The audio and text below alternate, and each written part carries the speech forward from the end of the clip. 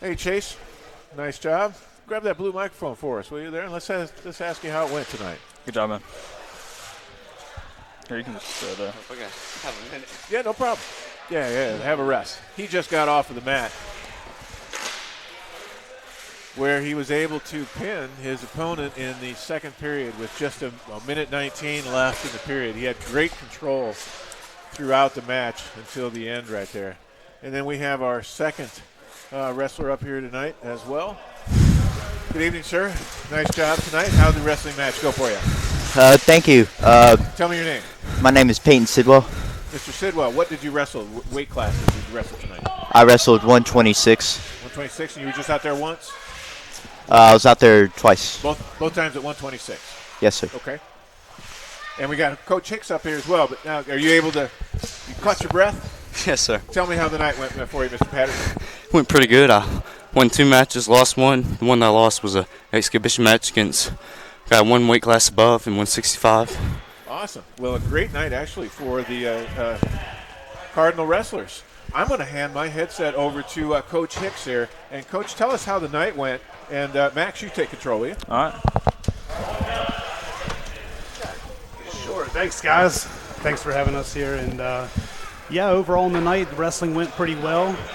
Injury-free, hard wrestling to the whistle, and some good things that we've been working on. I've seen them execute, and yet overall, though, I'm pleased with the performance. You know, we got 3 weeks to get ready for the postseason and sectionals, so there's still some things we got to clean up and just keep making sure we attend every practice. And as always, we can always improve our conditioning. So overall, I'm proud and pleased of the result. And, good job, guys. Thank you, Coach. Put your wrestlers through the ringer there. Let me give a little critique of how they did tonight. So Peyton Sidwell has been improving all year. He's a first-year wrestler, 8th grader, and as always, as an 8th grader wrestling varsity, it can be tough, and going against anywhere from freshmen to seniors. We really preach perseverance, and he's demonstrated that, showing up every practice. If he can make it, if he's not sick or healing up from an injury, he's always there, one of the first ones, and really pleased with his progress this year and his improvements. I think you saw that some of those improvements tonight. He's going to hit the weight room in the off season though. And put some meat on his bones and hopefully be able to. If there was one area that he's really falling behind a little bit in these varsity matches is that weight room. So we're going to work on that in the offseason. And Chase, as a leader, as a senior captain, one of his last home matches here, put on a good performance, some good, some bad. But we got enough stuff on film now from Chase that we can work on things and progress. He wrestled 2 tough guys from Saraland, one from Spanish Fort, and as you know, 6A schools that and he performed really well, hung with both of them, and getting a pin, winning a decision, and losing him what was a close match where we had the lead, and then late we just kind of gassed out. And that's kind of the nature of only having 2 guys as we rotate and wrestle these matches. Is you've got a quick turnaround on your matches, you got to recover, and we've been emphasizing that in practice this week, getting that heart rate up, high intensity training, really trying to get that conditioning down, because when it comes to the tournament, it's a war of attrition. You get banged up in one match, you got to wrestle, turn around, wrestle the next. It's the end of the season, postseason, so kind of getting in that mentality. And I was overall, though, pleased with where we're at and what we need to do to get there for February.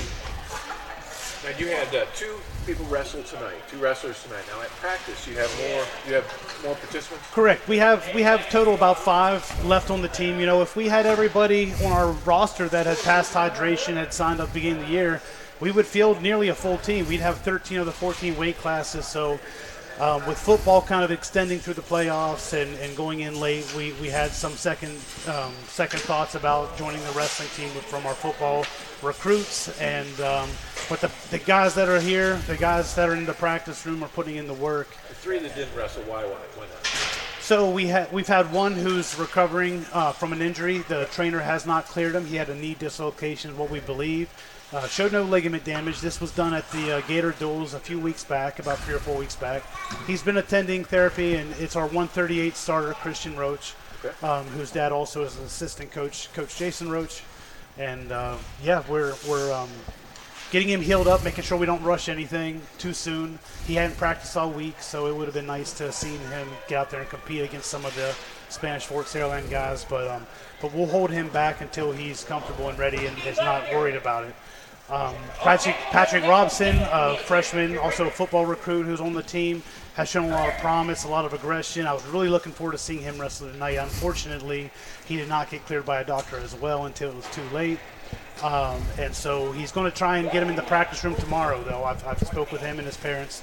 We're going to try and get him back in the room. And then lastly, Gavin Yarborough, another freshman that is a little bit heavier weight, 175, I believe. He initially did not pass hydration at the beginning of the year, so he's been able to practice and he's been able to show up and learn, Tell us by not passing hydration. What exactly is So at the beginning of every season, whenever we have people sign up for wrestling, they have to pass a hydration test, which means their body has to be hydrated, and they get certified at a weight class, how low you can drop. So if somebody weighs in at the beginning of the season at 150 pounds, depending on their body fat composition and their level of hydration, they get certified to maybe only go to 144. Or if the body fat composition is a little higher, maybe they get certified